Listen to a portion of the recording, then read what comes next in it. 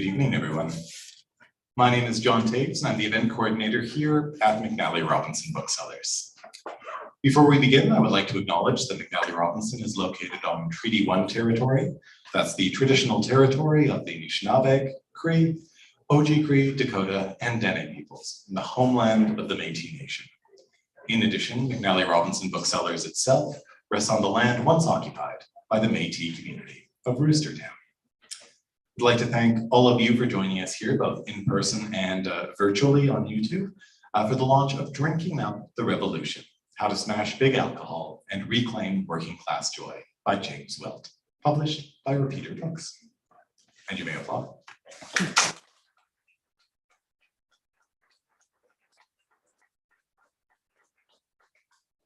Just a few exciting procedural notes from me first, and then we'll actually get underway with the event proper, and much more interesting people will start talking into microphones. So one thing to point out at the beginning is just that if we would ask if you feel comfortable doing so, to please wear a mask over the course of the evening. You're not obliged to, it's just warmly recommended. And you'll notice that those of us who move behind microphones will remove our own so that you may be heard.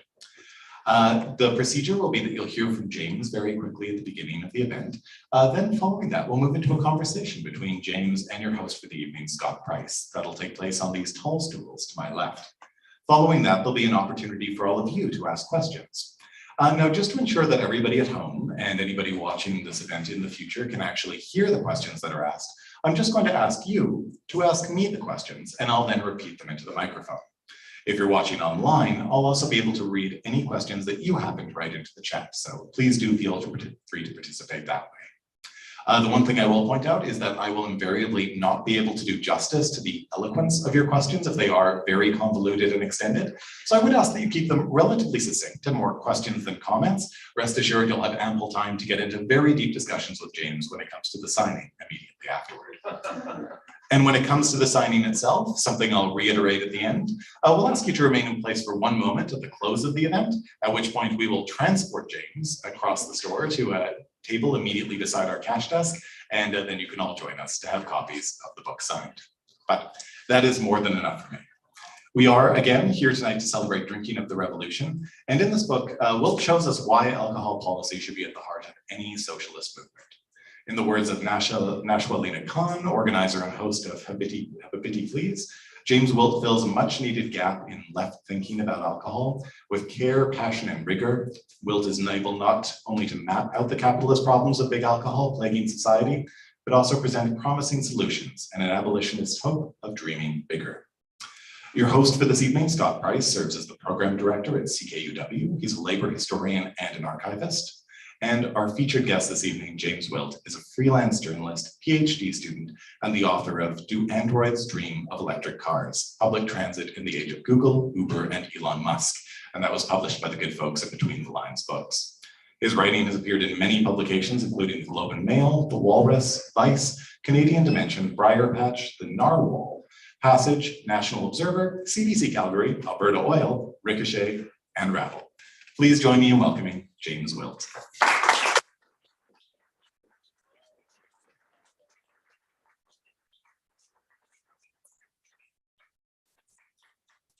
Thank you so much.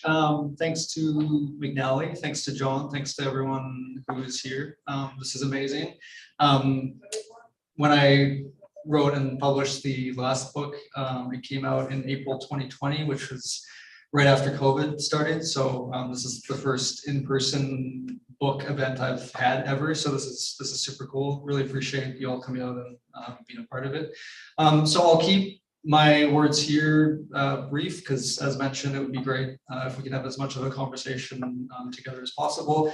What I'm going to do is start by just reading like a very brief excerpt of the book. I'm not like a reader in the sense that I don't have a great radio voice, so you'll have to put up with that part. But then after that, we'll transition into like having a conversation about the book. So yeah, so this is the book, Drinking Up the Revolution, from Repeater Books. And I just wanted to just start from like a very small section in the introduction, which just kind of I think positions the book and the argument and where we're coming from. So previous to this, in the introduction, I really try to talk about how, the war on drugs is it's a war against, and, racialized people, poor people, unhoused people, all those kind of things, and that the response that has to be legalization and regulation of all drugs is demanded by drug user organizations around the world.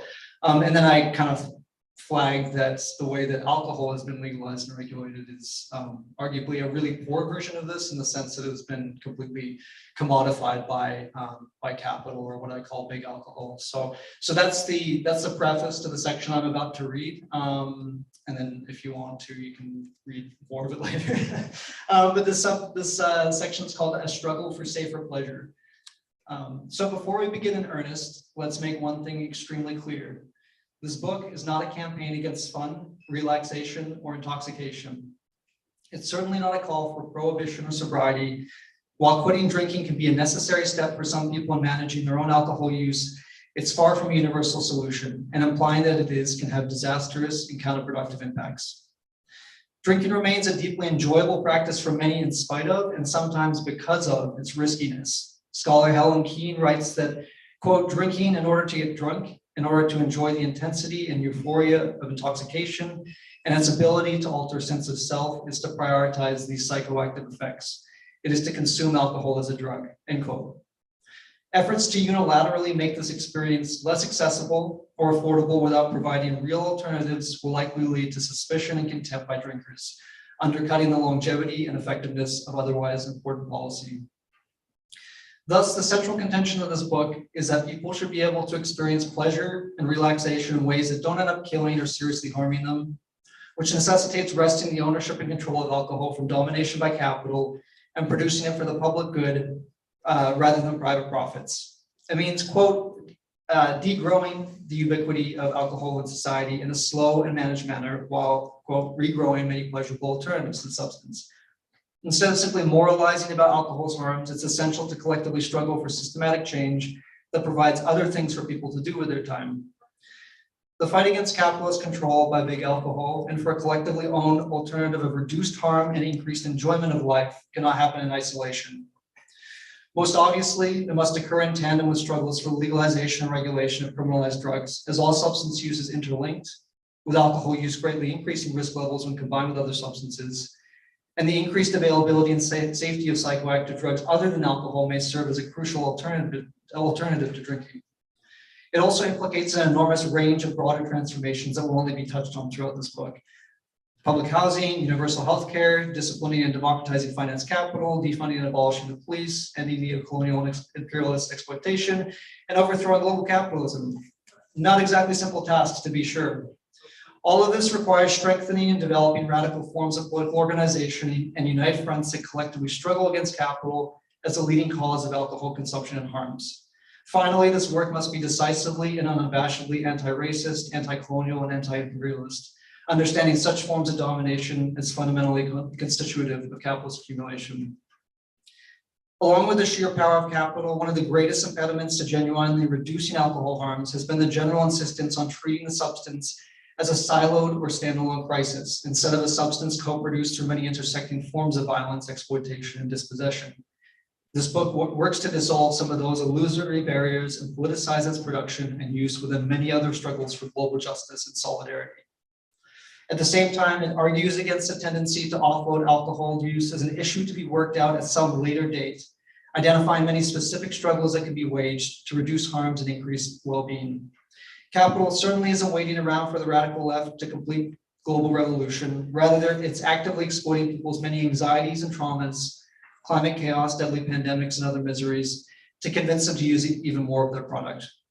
Alcohol is only becoming more ubiquitous with every social crisis, and it's well past time that we challenge such advances with radical analysis and practice. So that's the end of that section. Thanks for bearing with my reading. But just to emphasize, if you haven't sort of gathered it from that section, is that this really is rooted in a politics of genuine harm reduction.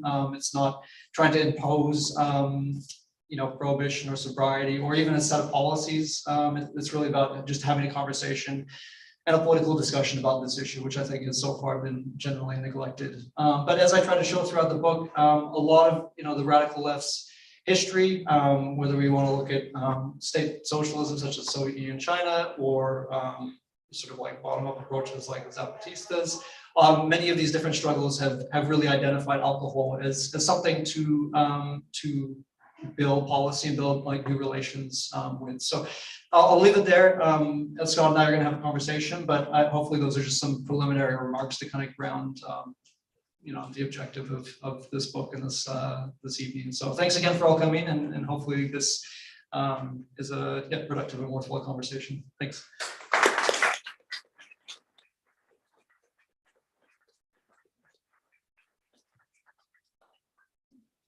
Hello. Okay. So James, what's your favorite cocktail? I guess the first thing I want to talk about is framing some of this discussion with alcohol in terms of the local context here in Winnipeg. So over the last 8 years, maybe decade or so, we've seen an opening up of alcohol regulations. Now there seems to be a lot more sort of patios and craft beers and things like that, breweries. There's distilleries opening up, and there was I think prior to just getting trounced in the 2016 election, the NDP did change some of the liquor laws. So there's been an opening up, and a lot of people were very happy about that. But we've also seen over the many years now, at least since 2020, clamping down on alcohol consumption. We have to go through the screening thing at the MLs, at the liquor commissions. There's been a tight control on that. There's been calls again to close the LC on Ellis, which was previously Centre Venture had a thing about wanting to close that. And then we also saw Isha Hudson get shot and killed by the Winnipeg police for a liquor store robbery theft. So are these two things juxtaposed, or are they part of the same process? What is the relationship between, on the one hand, allowing people with more means to be able to consume more 8% IPAs, and then on the other side to have this more clamp down on kind of the poor and working people? Yeah, no, it's a really great question, and as you may sense if you read the book, it's one of the central tensions that kind of runs throughout the book is exactly what you identified. So yeah, on the one hand, we do have alcohol being promoted, being made arguably more ubiquitous. We've seen this throughout the pandemic with a lot of provinces, states, different jurisdictions opening things up for things like online delivery or takeout from restaurants and bars. And a lot of these have been framed as necessary policy changes to get these businesses through. But at the same time, as you identify, this is happening when alcohol use, especially by poor, Indigenous, racialized peoples, has been increasingly restricted. And this is certainly not unique to the last 2 years. This is really in the case of Canada, this is the trajectory of like the settler colonial history in terms of alcohol policy being a really central part of the oppression and the domination of Indigenous peoples. So I think in terms of how I try to address it in the book is I frame the broad conversation. Okay, we've got this quote unquote big alcohol, which is these large multinational corporations, AB InBev, Heineken, Diageo, these huge companies that make a lot of what we consume. But at the same time, the way that this is retailed is throughout these imbricated relations of domination and racism and white supremacy and all these sorts of things. So in the context of Winnipeg, I think it really has to be understood within the settler colonial presence and the structure of what is happening here is in order for capital to accumulate, in order for big alcohol to make its enormous profits, it requires the continued dispossession of Indigenous peoples and Black peoples and racialized peoples. The last thing I'll say on this, because I don't want to just blab away all night, but well, that's what I'm going to do. But that's literally why I'm here. One of the pieces that I argue is, and this is what I think really has to be resisted, is that alcohol use has been individualized in a very, I would argue, insidious way. So we think of quote unquote responsible drinking. And then the inverse is the quote unquote problem drinker. And this is a very powerful discourse, which I think undermines the ability for us to think about alcohol in sort of this political or systematic way. But I argue in the 5th chapter of the book that the way this unfolds, and this isn't necessarily the explicit or even conscious intention of these alcohol companies, but to construct the discourse of the problem drinker is drawing on these deeply racialized and oppressive tropes. So I break it down more, but in the book, obviously. But if we think of how FASD has been racialized as specifically an indigenous disease, or if we think of the way that white supremacy and gentrification has led to land use planning in the U.S., which has concentrated liquor stores in Black neighborhoods, or these sorts of things. All of these things are, at least from public discourse or popular discourse, are not commonly recognized as a widespread political problem. It's really individualized, as these are irresponsible decisions made by certain people. So all this to say is that I think that the ability for big alcohol to insulate itself from criticism, which is hopefully what we're doing a little bit today, is deeply enmeshed in this production of this racialized discourse of the problem drinker. And I think, like you said, we see that manifest in very specific ways in Winnipeg, whether it be choosing the Alcyon Ellis, where sherry, like a very cheap sherry, is sold, and that was used as a justification by Bowman and Dougal Lamont for closing that, which didn't happen. But that's how we see these things play out at a very local level.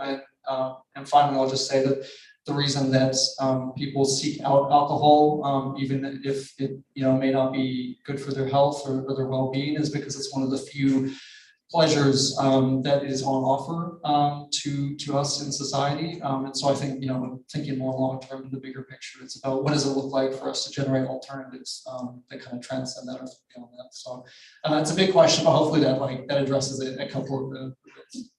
Yeah, and then kind of related to that is also, we saw this, a lot of downtown redevelopment kind of related to a lot of that, and like alcohol consumption was basically sold as a major part of that whole thing, and gambling.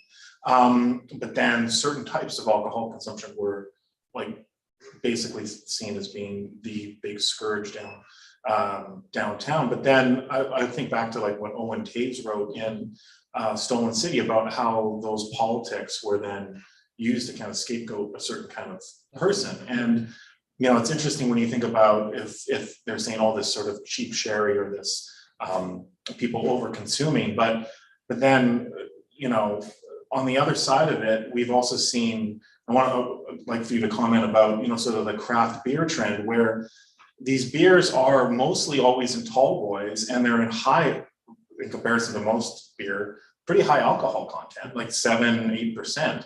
So can you talk about like that's another, I guess I'm kind of going a bit more specifics, but that kind of dynamic, especially how this one thing like craft beer is seen as this great equalizer, like almost as if it's like taking on big alcohol, but it seems like it's kind of a part of this whole process, just as much as anything else is. Yeah, to be clear, like craft beer has a lot of merits to it. I'm not like here to diss craft beer necessarily. There's a lot of experimentation and local ownership and all of these sorts of things. But I think to kind of address the latter part of your point is that it obviously has a certain cultural cachet, which is from production all the way to consumption. It's deeply gendered and racialized if you look at the actual composition of ownership. And oftentimes staffing in terms of senior positions, it's oftentimes white men, and that will vary to a degree. But that's one factor. Another factor that I think is worth considering is that craft beer, like you say, doesn't necessarily pose a threat to big alcohol, and in some ways, it is actually very beneficial for big alcohol in the sense that these largest companies aren't interested in risk-taking. They're not interested in experimentation. They want stable profits for the foreseeable future. So they're happy to let craft brewers or distillers or whatever do their thing and come up with these delicious and innovative products and either replicate them or just buy them out entirely. And we've seen this happen within the last 10 or 15 years, is that a lot of the craft beers, not necessarily Winnipeg, but a lot of the big ones in the States at least, have been systematically picked off by these large companies, not necessarily, you know, to undercut the competition, but to integrate them into this profitable portfolio. And then finally, the last point I'll say on that is that similar to sort of small business rhetoric, the craft brewery landscape is often invoked to allow the industry to attain pretty significant tax cuts or other kind of subsidies. And while it may seem that these are quite targeted, like in the case of the US in 2017, there's a so-called Craft Beer Modernization Act. Studies have showed that I think 95% of benefits benefit the largest companies in terms of how the system is set up. So all that is to say is that craft beer has a lot of upsides. And again, if you enjoy it, I'm not here to say that that's like a bad thing or whatever. It's just thinking through this from sort of a more political, from more of an economic perspective, is ultimately it doesn't pose a threat to these larger companies. It often benefits them. And it also has to be evaluated on the basis of having very specific cultural positioning, which is again implicated in you know, very gendered and racialized understanding. So yeah, I'll just end with that. And then speaking of big alcohol locally, there's, you mentioned Diageo, and they own Crown Royal, and there's a Crown Royal plant in Gimli, which is quite a massive operation. I don't know if anyone's ever seen it, but when I was working for UFCW, Local 832, doing a history project for them, their workers were on strike. So I actually went to the picket line and talked to the workers who worked at the Diageo plant who make Crown Royal there. And I've been to Gimli how many times through my years living in Winnipeg. I didn't know that place existed, to be honest with you. And it's quite a massive, they have warehouses just to store all the whiskey. So could you talk a bit about Diageo? Like what is Diageo? And they own most of the liquor that you buy, correct? Yeah. Diageo is like a very interesting. It's a UK based, just like monolith, kind of just like this gigantic company, which was the product of a merger between Guinness and then Grand Metropolitan, which is like this hospitality sector. But if you look back at, you know, how the name Diageo was formulated, there's a lot of like shareholder dissatisfaction with it because it got equated to just this like very like bland corporate kind of PR-ish speak. Which is exactly what it is. Like you say, I don't think Diageo is something that is like associated with like a lot of the drinks that we consume, but they own like a massive amount of the spirits, especially they're also in other segments of the alcohol industry as well. But I think it's an instructive example because of the way that a lot of the beverages that we consume and that we enjoy, especially in beer and spirits. Wine is far less concentrated due to regional differences and such. I won't touch on that at the moment, but these companies do tend to monopolize massive portfolios in ways that don't lend themselves to easy identification. So, you know, you think of Heineken, you obviously associate that with Heineken, but they're the second largest brewer in the world, not only because of that particular beer, but because of dozens and dozens of different, you know, brands that they picked off over the years. And you know, another question was about Diageo, but just to flag AB InBev as well. This was it's a Brazilian and Belgian conglomerate, which is merged over many, many decades. And the Brazilian section of that is controlled by 3G Capital, which some may know as like they own like they own the company that owns Burger King and Tim Hortons, all these sorts of things. And that particular company owns over 500 different brands. But I don't think like AB InBev is just like, it's not something that I think unless you work in the industry that you're necessarily familiar with. So all this is to say that I think it's quite intentionally done, because unlike say Amazon or Tesla or Microsoft or these, you know, massive companies that I think a lot of people on the left are familiar with and oppositional to, I think the likes of AB InBev or Diageo are very insulated from critique for the most part, which is wrapped up in all sorts of other things about just the politics of alcohol and our own relationship with it. But I think it is a really interesting example in the sense that even it wasn't until I started researching this book that I realized what Diageo was and how much space they actually take up. Last thing I'll say is that when Crown Royal recently won an award for some sort of international award, and Heather Stephenson congratulated Crown Royal as if it was this real made in Canada celebration, and it was previously owned by Seagram and such, which I guess you could call a made in Canada success, but Diageo is certainly not. So I think even just the way that kind of played out was interesting. Was that the profits and the benefits are going to this UK conglomerate, which is owned by hedge funds and investment firms and all that sort of thing. So yeah. I mean, this is a number of years ago, but I know during the strike, which was maybe 2016 or 2017, the workers there were at one of the lower, in terms of industries, they were paid quite low compared to what they did, and also relative to how everyone knows what Crown Royal is. It just won all these awards, and the workers are in the lower percentile in their industry about how much they were actually paid, which was a major reason for the strike there. Yeah. So, and then just very quickly, touching on a subject that is sort of related but not directly in the book, but I think we should maybe just kind of, because it's related to drug policies and regulation, is that we've seen the legalization of marijuana, but then it's kind of odd to see. Now you drive down the street and every block seems to have a marijuana distributor, a store. There seem to be everywhere. And it doesn't seem to me like it's actually, in some ways it doesn't seem that it's regulated, but then when you buy it, there's no actual packaging. It's like you're buying cigarettes or something that has all these warnings. Could you talk a bit about just what you see with the marijuana legalization and how that's been handled? Yeah, this is also really fascinating. I position the book within this broader context of legalizing and regulating drugs, which is an imperative in my opinion.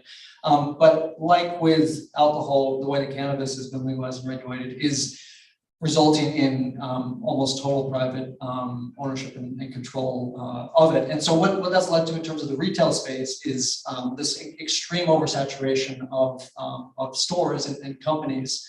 And we're seeing, at least in Ontario, from what I've read and I assume elsewhere, is this incredible boom and bust in which we're seeing this rapid concentration of control in a handful of companies, which is exactly how this always plays out. As you get this little period of quote unquote free market competition, and then it gets into its monopoly capital phase. This is a pretty small scale, but still I think interesting to watch. When it comes to the plain packaging regulations, this is something that I find truly fascinating, is that across the board cannabis is far lower risk in terms of its health impacts, which I haven't really touched on in terms of alcohol. I can in the questions if we want to, but yeah, there's mandated plain packaging. There's mandated health warnings in terms of your various risks.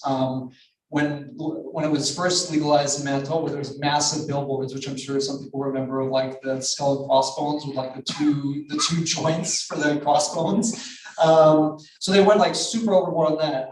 But I think it's really interesting to contrast that with alcohol in particular, which nutritional information is not required. There's no plain packaging regulations. The size, like you hinted at earlier with the tall boys, is all over the place. So it becomes very difficult to understand what a low risk drinking guideline looks like in terms of standard units, all that sort of thing. But we compare that with cannabis, which overall, I think in terms of the actual packaging aspect has been regulated quite well. The problem is, as mentioned, that it is being completely, well, the one thing I'll say is when you buy the beverages, and then there's that really annoying childproof thing, and you have to try to pull it off. That's really annoying. But aside from that, it's been done quite well. But yeah, the fact that it's privately owned and controlled is the same issue that we're running that has been the legacy of alcohol for the most part in most countries. And again, with the caveat that cannabis is considerably lower risk than alcohol, I think this is again an instructive example of why we really need, and maybe this can round out the sections, why we really need public ownership and control of psychoactive substance production, distribution, and retail. That's kind of one of the main alternatives that I think is really necessary, not only in alcohol and cannabis, but when we're thinking about legalizing and regulating other drugs as well, because there's a lot of benefits to drug use, but there's also harms that can result from the fact that if it's produced for profits, the goal is no longer for those use values to be attained. It's really for capitalist profiteering. So yeah, I feel especially bad for many of the workers in the cannabis sector who are not only dealing with extremely low wage and terrible scheduling and all the rest, but many of these stores may not continue to exist based on the way that it's very predictably playing out. So. Cool. Well, that concludes this part of it. We can go to audience questions now. Show on the spot. And just a reminder that if you have a question, please just ask it to me and I'll repeat it into the microphone. And if you're watching on YouTube, you can write it in the chat.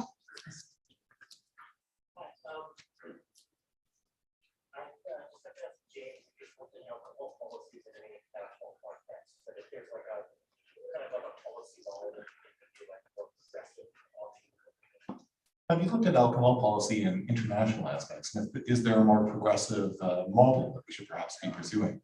Yeah, thanks for asking that. So what I tried to do with this book was, unlike the previous book that I wrote, which is on transit, this book did try to take a more global approach to the question of alcohol politics.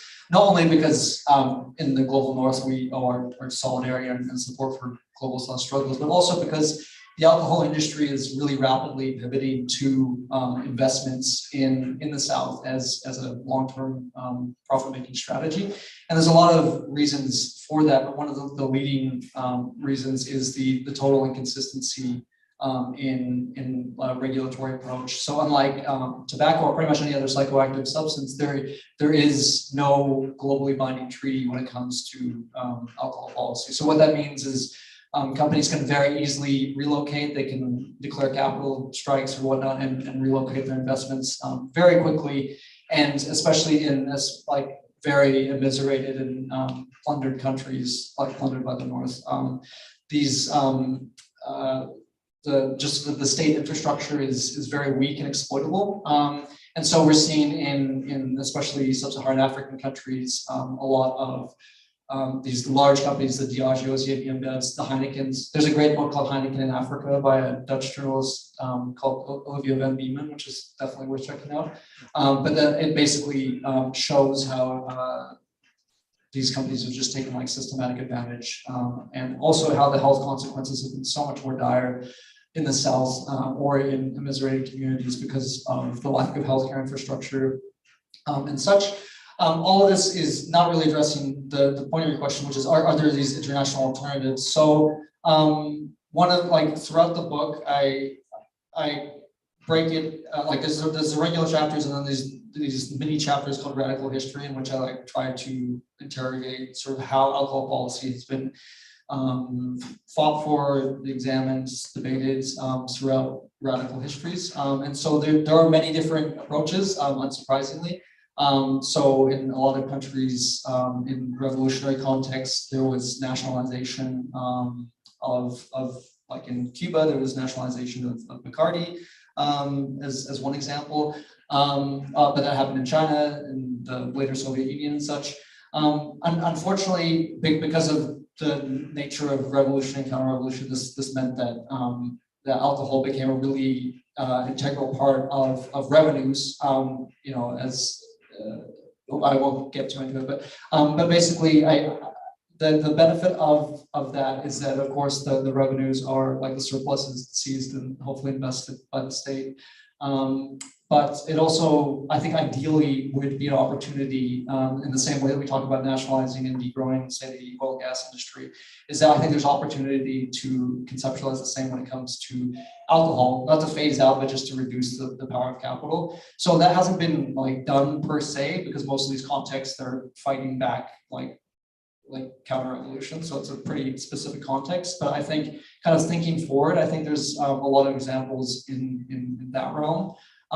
Finally, Yeah, no, I'll just leave it at that for now, so we can get to some other questions. But it's a great question because I think we really need to anchor our politics and our thinking around this in solidarity with the South and also Indigenous communities in the North. So, yeah. This is a two-part question, so I'm going to try to make it as concise as possible. So I see the strong abolitionist spirit coming through your book, obviously. One thing that struck me when you're talking about providing real supports for drinkers is, you're speaking to the necessity of rehab and detox facilities on the one hand, while providing alternatives on the other. And one thing that I'm curious about is whether rehab and detox, like asylums or wellness checks done for the purposes of health or carceral. So for these institutions, they're saying it's still necessary. It's still carceral. If so, where do you have community alternatives? I just want you to speak about your your vision for community support. So this is a question about the potential carceral aspects of rehab and detox facilities, and just speaking to that. Yeah, totally. I have to revisit this section, but I'm pretty sure when I talked about rehab and detox, so just like we should fund these as options, but like certainly not the focus of what our politics should be. I think the response in terms of providing like actual alternatives for drinkers, especially those who may be dealing with dependency issues, really has to be anchored around like harm reduction and not enforcing abstinence-based responses. So, the most popular thing that we can probably think of when it comes to alcohol responses, peer-led support groups like AA, which mandate abstinence as a condition of use, or strongly encourage it. And I don't think that should be the approach at all. I think the alternatives that we're seeing in alcohol harm reduction spaces, such as in Vancouver, there's, for example, managed alcohol programs, and the objective there, like it's working with mostly unhoused people who are forced to use like illicit alcohol, like so-called illicit alcohol, so like mouthwash, antifreeze, like these things that can have obviously very terrible impacts. And the objective there is to provide a safe supply of alcohol, the same way that we think about safe supply of other drugs, in a way where alcohol is consumed regularly throughout the day, but it's done in this like relational way, often peer-led to figure that out. So that's one way is managed alcohol programs. Like it seems like an extreme example, but I think that's like a very innovative approach, especially when we're an innovative but also deeply underfunded approach, because of the fact that the detox and rehab politics has such domination over our imaginations for this. Another, which again cannot be enforced or mandated, is there's a lot of work around like medication assisted treatment. So this is basically substitutions for people who have various dependency issues, and it can help like cut the craving if that's an issue for people. Again, not something that can be mandated, but like it's an option. And finally, I would just say like understanding this as an issue within like primary healthcare. I got a new family doctor recently who's great, but he asked me if I like use drugs, if I use cannabis, and didn't ask once about alcohol, which I found like really intriguing because we know that aside from tobacco, alcohol has like the most severe public health impacts of any drug. I haven't like rattled off the stats just because I don't want to like fearmonger about this, but I found that intriguing in terms of like the importance of having this public health care approach where people can feel comfortable talking about alcohol use, like with like their doctors or whatnot, and that can like lead to whether we're talking about managed alcohol programs or medication assisted treatment or psychiatric care or therapy or like whatever these sorts of things might look like. I think those are definitely the options that I would advocate for in terms of like real alternatives. Again, like abstinence or sobriety may be necessary for some people in terms of like forging a healthy relationship with alcohol, but it definitely can't be like mandated as a condition of use. So I'd have to check what I wrote, but I think when it comes to like detox and rehab, it's more like we should fund these things just as like options, but they shouldn't be like the focus by any means, which they currently are. So yeah.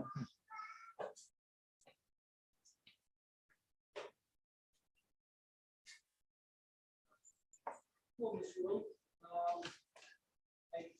for over 50 years, I carried around a lot of anger towards large alcohol corporations and the profits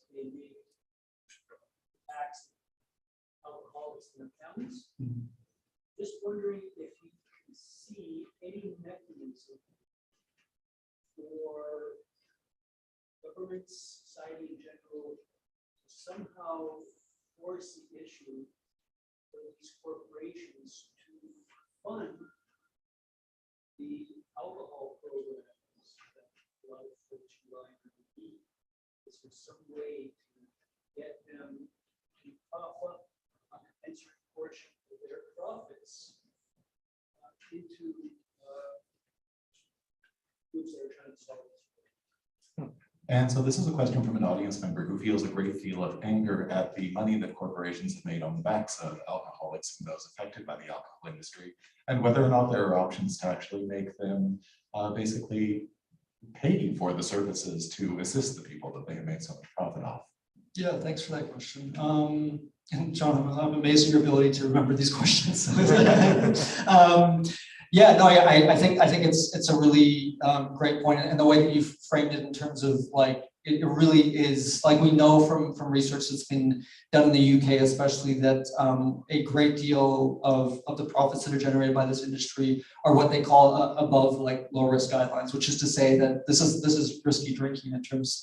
There's one study a couple of years ago that found 38% of industry revenues in that particular year were from above guideline drinking. So it's a huge proportion of the money that comes in. So to answer your question more directly, I definitely think that could be a possibility in terms of just straight taxation. I haven't got into like pricing or taxation in this conversation, but it's a really interesting sphere where there's like strange levels of sympathy from a lot of progressive groups for like rebuffing excise taxes when it comes to alcohol companies. And I think that's a real problem in itself. So definitely tax them more. But I think also like a lot of these companies should just be nationalized and if there is surplus that isn't being distributed to workers up and down the supply chain, I think that surplus should absolutely be funding far stronger healthcare responses.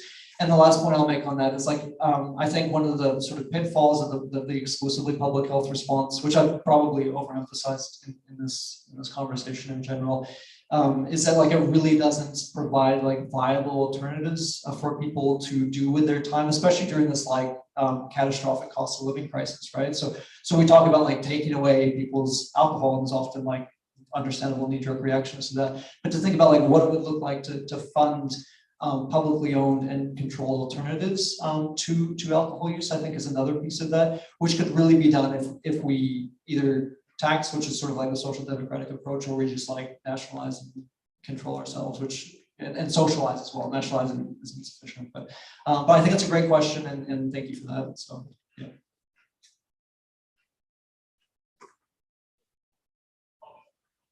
Yeah, the question so during the analysis, in the technical time, when you guys cheetahs on the face, just with milk, right? All the good allergy, right? Now we have lots of Indian inevitable in winter. Can that possibly be allies on this season that we have facing Okay, so this is a question that compared solidarity within the Black Lives Matter and Palestinian activist communities, and whether or not that same kind of solidarity can be found within unions and organizations within the city. Yeah, I mean, generally speaking, yeah, I think so. When it comes to alcohol politics, I think that solidarity has to, and like solidarity and us even having these conversations has to be done at like a very local, but also like political level. So in terms of like bringing together unions and workers, because that's something I haven't like really touched on too much tonight, but thinking about all the way from like the agricultural workers who grow like the barley to the brewers and the distillers to the to the truckers to the bottle manufacturers to the bottle pickers, et cetera, et cetera. Like I think like it really has to be thought at like a local like worker labor level, which I think is really important. But I think there's also a lot of opportunity like to forge hopefully solidarity with other organizations, especially those that are fighting racism and imperialism abroad. the way, I mean, this kind of harkens back to maybe Warren's question before, but about the way that the alcohol industry has become like very predatory towards a lot of these countries in the South, especially. And the way that's like the way to respond to that is through real commitments to like global reparations and solidarity and collective anti-imperialist struggle.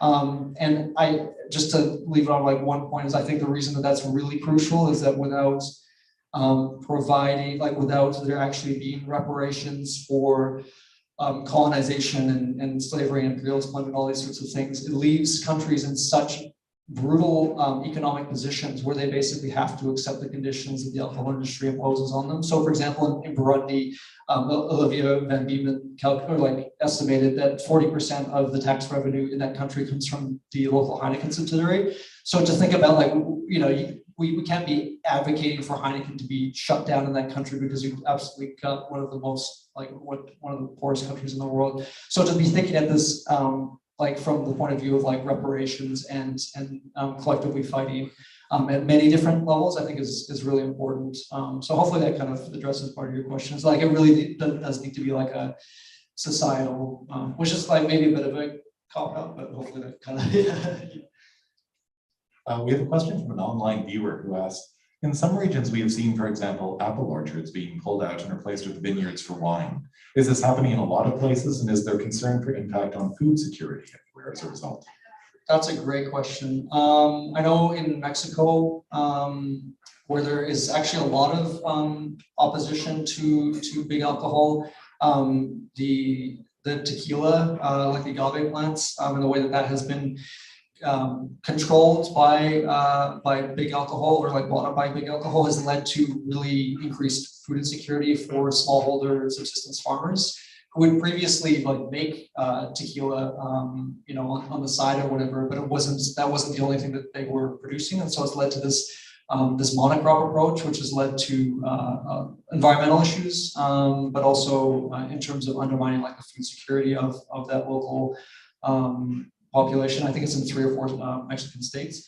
But I think more generally, like I think something that I find just interesting is thinking through this from an agriculture or from like a food input perspective, because everything that goes into alcohol is ultimately like an agricultural product. Well, there's like a couple of tiny exceptions, but a great deal of it is an agricultural product. And so these are decisions that are being made not only to harvest this and to use it for a specific means, but also to plant that and to use that land for that reason in the first place. And in terms of thinking about like land reform and agrarian reform, which is like the heart of most revolutionary movements throughout time, I think that's like a really pressing question: is who actually owns this land, who owns the food, who owns the crops, who's choosing what to do with it. There was a great article in the early 2000s by a scholar named Robert Farfay, and I quote him in the book, and he talks about how if a crisis situation comes up and the choices between using potatoes for food or potatoes for vodka, if it is owned by an alcohol company, it will be used for vodka, which has all sorts of like health and social ramifications. But the objective is clearly for profit, not for like use value and for sustenance. So I think thinking about that from sort of an agricultural and like a food sovereignty and food justice point of view is super interesting.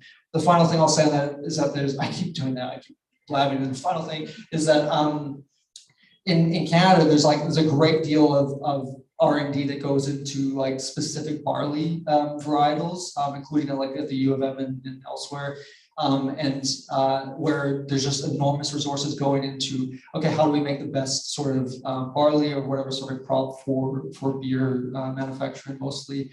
And these are decisions that are being made not only to use like the land and the resources in certain ways, but also to invest, scientific research in certain ways that could really go into any other number of things. Not to say that, coming up with a great barley varietal isn't like a good use, but I think that that's something that should be made on the basis of like democratic and collective decision making. So thanks for the question, really interesting one. Oh, just related to that, we were talking about Mexico and the production of tequila. I also find it interesting that it seems like every celebrity now has a tequila. Yeah. I guess that's connected to that. It's like the raw, like everyone has tequila. Everyone does, yeah. I mean, there's this level of like super exploitation that happens in the South where like the labor costs are like intentionally suppressed and kept so low. And so in terms of the inputs coming from like Mexico or from the South, it does like keep unit costs like phenomenally low. So that's one aspect. Like it's why spirits are often very like lucrative in terms of like in a restaurant or elsewhere. But the celebrity endorsement angle is really interesting as well. And we're seeing this increasingly with athletes because a lot of alcohol companies are feeling the heat in terms of, you know, this greater consciousness around health impacts, including things like cancer risk. And so a lot of the response to that is, I mean, there's always been, you know, beer sponsorship of sports tournaments and such, but in terms of like getting these really high profile athletes to also like not only endorse, but to have their own like brands or to have these like very like direct relations with companies is very interesting. A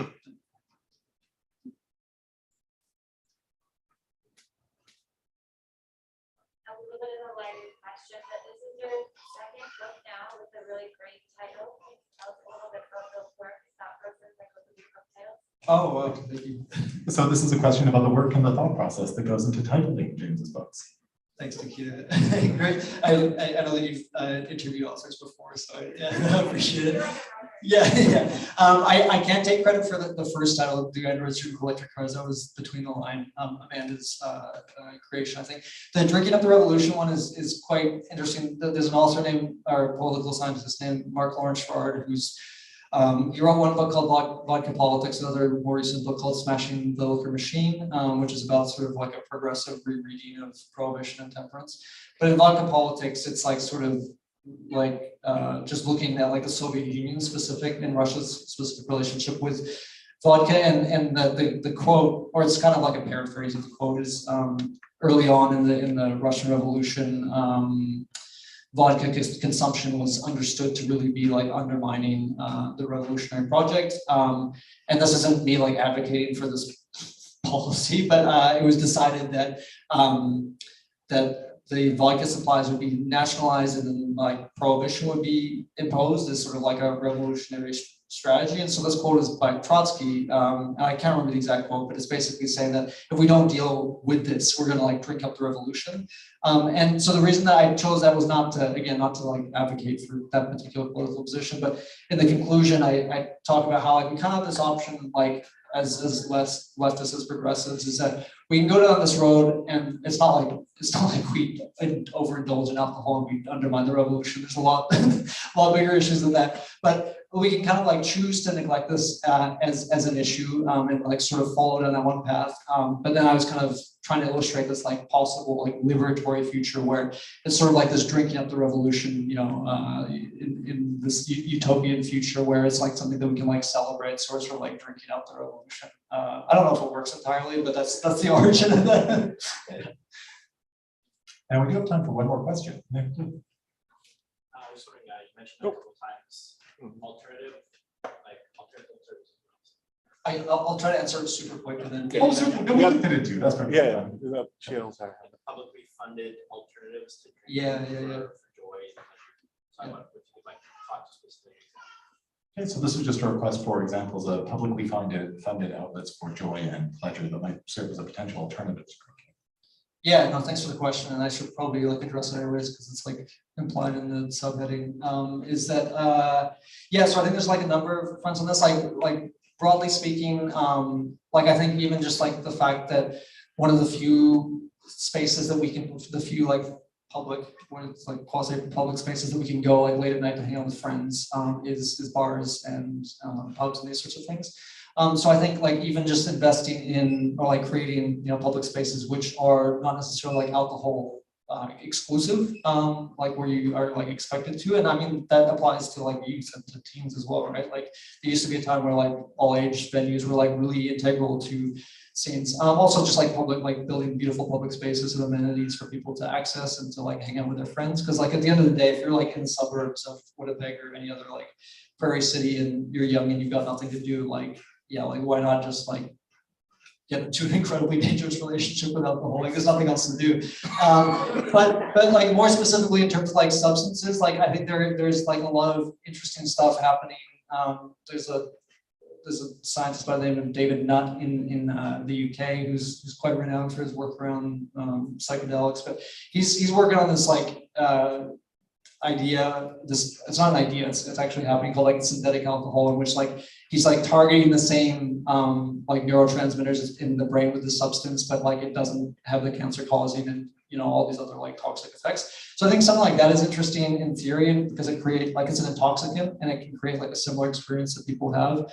But again, it has to be like publicly owned and controlled, otherwise it could get out of hand. Finally, I think this push that I've been making for like legalization and regulation of other drugs is not really like imperative for just justice and saving like there's like 1,100 people who have died in BC in the first 6 months of 2022 alone because of toxic poisoning. So like obviously that is essential, but also thinking of alternatives to alcohol use itself. So whether that is like access to cannabis or LSD or mushrooms or like these sorts of things, if they're if these are presented as options that are publicly owned and controlled, I think that's something that should be like promoted as well, because like intoxication and psychoactive experiences is not like it's a I'm not gonna say natural, but it's a pretty constant impulse that people have. So I think that providing other substances which are like lower risk but also publicly owned and controlled is maybe one option for that. So if we have time, yeah, okay, cool. So we'll just take this final question over here, and then I'll turn things back to James and Scott for final comments before I offer some procedural notes. So just in your research, you found any correlation with the alienation that workers feel in capitalism, or amount that they're saying, yeah, So this was a question about whether or not during your research you found a correlation between the alienation that workers feel and the amount that they potentially drink. Yeah, that's an amazing question. I wish I could say that I had like better data or I had found studies on this. Because like a lot of the places, like a lot of the socialist states that have like worked to regulate and think about alcohol in different ways have also been under like sustained capitalist and imperialist assault. So it's like it's difficult to like evaluate how their conditions would be compared to if it was like not in those particular conditions. Because like in the case of like the Soviet Union, there's kind of like this like notoriety in terms of like vodka use. And although Gorbachev was like partially responsible for creating the Soviet project, there was this really interesting like anti-alcohol campaign that was introduced for 2 or 3 years at the very end of the Soviet project, which actually tried to like implement a lot of the things that, I mean, not the cannabis and psychoactive substances, but a lot of the other things in terms of like building public spaces and like trying to give people things to do and all these sorts of things, which I think is like, and it did create this really, I mean, it's complicated because of unreported alcohol, but it did create this really interesting moment where like alcohol use significantly declined. That was paired with other stuff around like pricing and density and all that sort of thing. But I think that was a moment in time where like there was a really sustained decrease. And then after the Soviet Union fell, there was this to do with the shock therapy and neoliberalization. But there's also this massive return of really dangerous and high risk alcohol use, which led to like a lot of the devastation in terms of the health impacts from that. So that's like probably not a very satisfactory like answer to the question, but I think it's a really like interesting one. It's like, what would alcohol like relations look like in terms of like confronting the alienation of like the worker under capitalism, that sort of thing, which is like hopefully kind of one of the underlying themes of the project. But it is like a lot of it is very, I don't know, it's like trying to imagine something that I think there's been like a lot of really amazing efforts at, but maybe not necessarily implemented at scale yet. Yeah. Well, thank you, everybody. I guess we're going to go to the final comments. I don't know. I'm excited to read the book. I'll admit that I have not read it. Yeah, I guess what would I don't know, like what would be a place to start locally with this kind of stuff? What could someone, like if we're going to talk, I think there's people in the audience who are definitely involved in organizing. Where is a place where we could start talking about this kind of stuff? Yeah, it's not alcohol specific, but I think a major imperative that like that we in the local level we need to support is the Sunshine House's mobile overdose prevention van. They're fundraising the last $105,000 in order to be able to drug test, and they've got like other funding. So if you have means and interest, like to go to that and just like financially support Sunshine House's attempt to build this, because like there is no safe consumption site in Winnipeg or Manitoba as far as I know. So in terms of like this support for like legalization, regulation of other drugs, this is like this is like a stopgap measure just to like help people stop dying. In terms of like trying to just like build this like future or whatever, I think like this is like cheesy maybe, but like just even having like these conversations is just like talking about alcohol is like not only like an individual relationship to a substance, but also just like a political and economic issue, and to like just continue to support, especially like harm reduction oriented struggles, I think would be great. It's maybe a bit wishy-washy for now, but I'm also like, even though the final chapter of the book is like this manifesto, which like, you know, kind of left this book not finished with a manifesto. It's also like I do want it to be like kind of open-ended in the sense that it really does need to be based on like local and regional issues. Like I can't say what should happen necessarily, although I have ideas. So yeah, sorry for not answering that question at all. That's okay. Well, thanks everyone for coming out. The one thing I'll mention is that CQW is doing its radio camp. It's in its second week. It's last week. So basically we open up to kids 9 to about 12 in the area in Winnipeg and the inner city to come in and make radio. It's a free camp we give to the kids. And so they get 1 to 2 p.m. to just make radio. So you can hear kids do their radio shows. It's quite something. It's pretty hilarious what they come up with. And we're excited that we've been able to do it because of COVID over the last how many years. So the kids, I know they were cooking up some pretty amazing radio segments. So 1 to 2 p.m. CKW 95.9 FM. So yeah, that's it.